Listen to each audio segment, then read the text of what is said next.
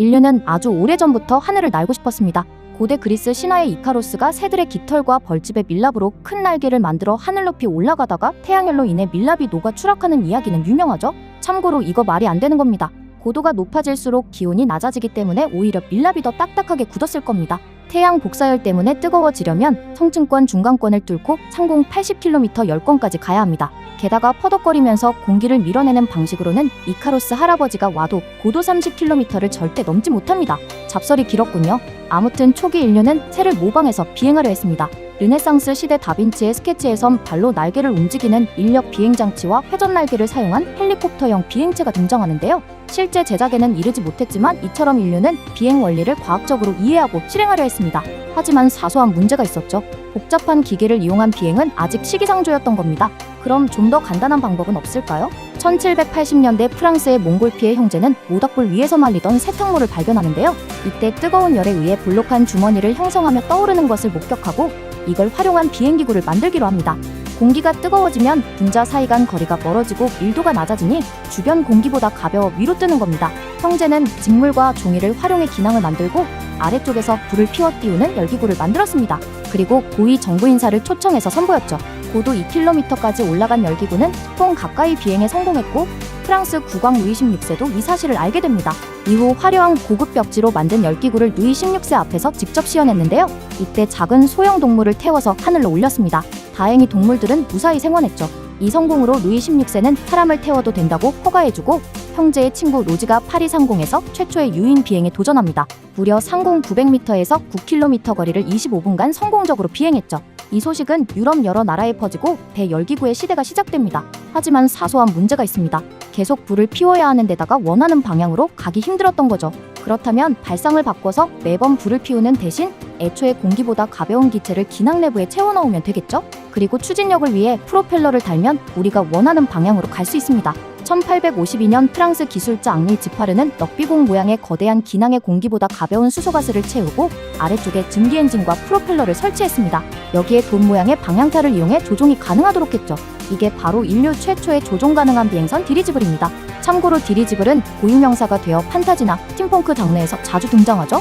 이처럼 인류는 공기보다 가벼운 기체를 이용해 비행에 성공하지만 아직 사소한 문제가 있습니다. 공기보다 무거운 장치로 인간이 비행하는 것은 또 다른 차원의 문제였죠. 인류는 조류를 모방한 날개로 언덕에서 뛰어내려 비행을 시도해왔습니다.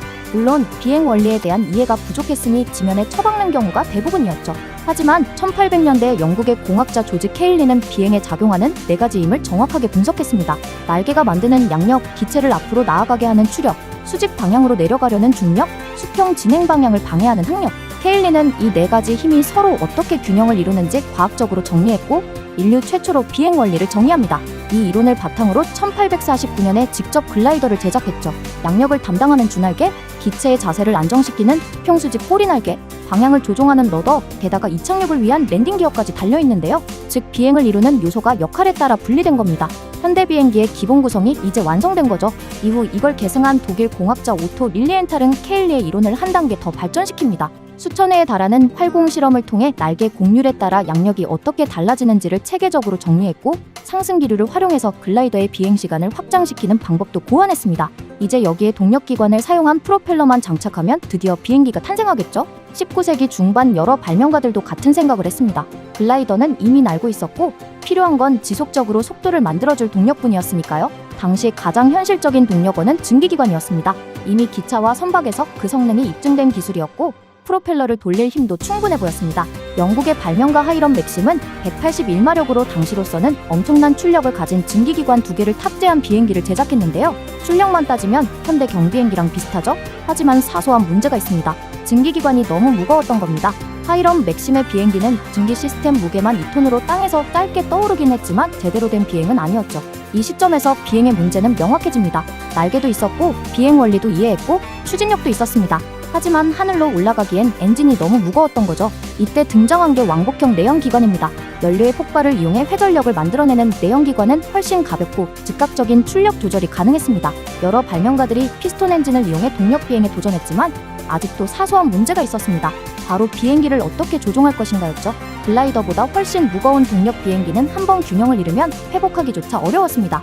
이 문제를 가장 집요하게 파고든 사람이 바로 라이트 형제였습니다. 나이트 형제는 수백 차례의 글라이더 비행을 통해 날개의 움직임으로 기체의 자세를 제어하는 방법을 연구했고, 날개 자체를 비틀어 균형을 잡는 윙 워핑 기법을 개발합니다. 이게 엄청난 건데요. 날개 각도를 비틀 수 있다면 각도가 큰 쪽 날개는 바둥각이 커지니 양력이 증가하고 작은 쪽은 감소하겠죠? 결과적으로 비행기 좌우 균형을 제어하는 최초의 실질적인 방법을 만든 겁니다. 참고로 현대 비행기는 같은 원리를 이용한 에일러론을 사용합니다. 날개 뒤쪽에 별도의 조종면을 달아서 좌우 균형을 조절하는 거죠. 아무튼 모든 준비가 끝난 나이트 형제는 플라이어 1호를 제작합니다. 윙스팬 12.3m, 공차 중량 274kg, 엔진 12마력의 이착륙을 위한 스키드가 장착되어 있었죠. 1903년 12월 17일 12초 동안 36.5m 비행에 성공하고, 이후 대폭 개선된 플라이어 3호를 제작해 39분 동안 38km 조종에 성공합니다. 마침내 인류가 하늘로 첫걸음을 향한 거죠. 다음 시간에는 세계대전 속에서 어떻게 비행기가 발전했는지 알아봅시다. 멤버십 가입해주신 분들께 항상 감사드립니다.